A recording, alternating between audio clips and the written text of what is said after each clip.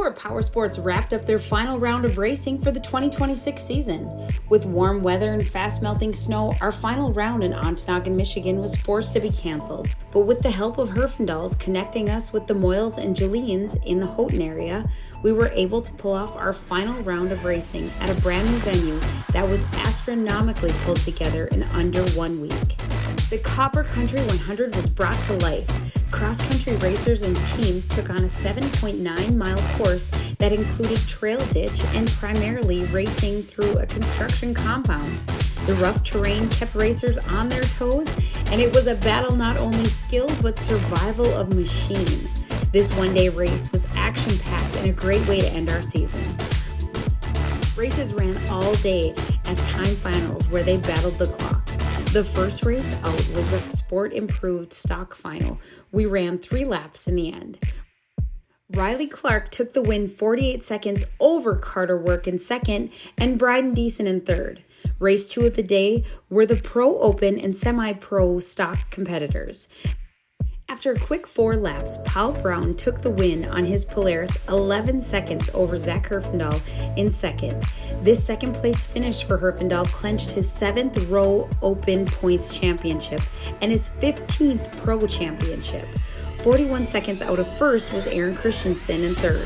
On his Polaris, Marshall Bussey and Bo Bunky finished 4th and 5th respectively, all on Polaris.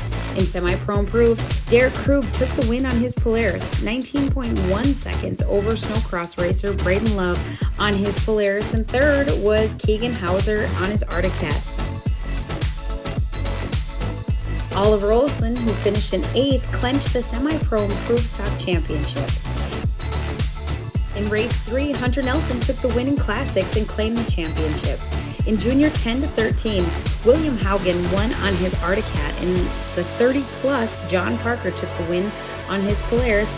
And race 4, John Parker took the win in Masters 40 on his Polaris. Tyler Noreen won the Trail class on his Arctic Cat. And Alan Alkowski won the Vintage class.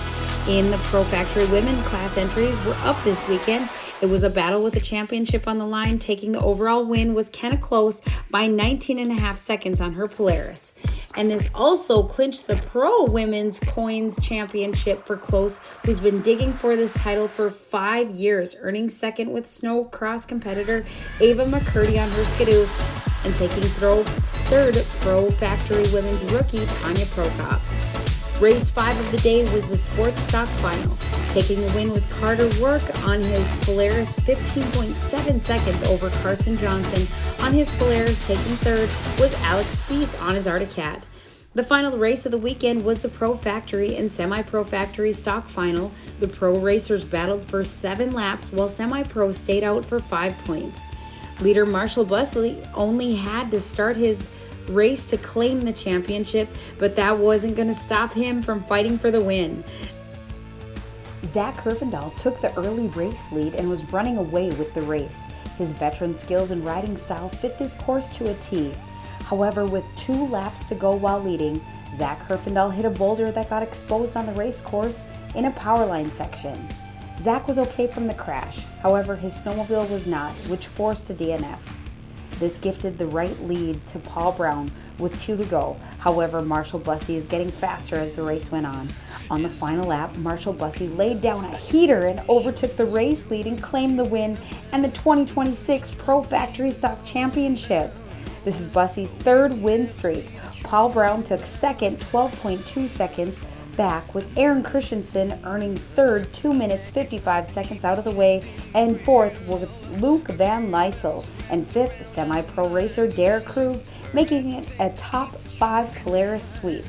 In the semi-pro division, Derek Krug took the win on his Polaris, 7.5 seconds over Brady Love and 54 seconds over Keith Gainforth, all on Polaris.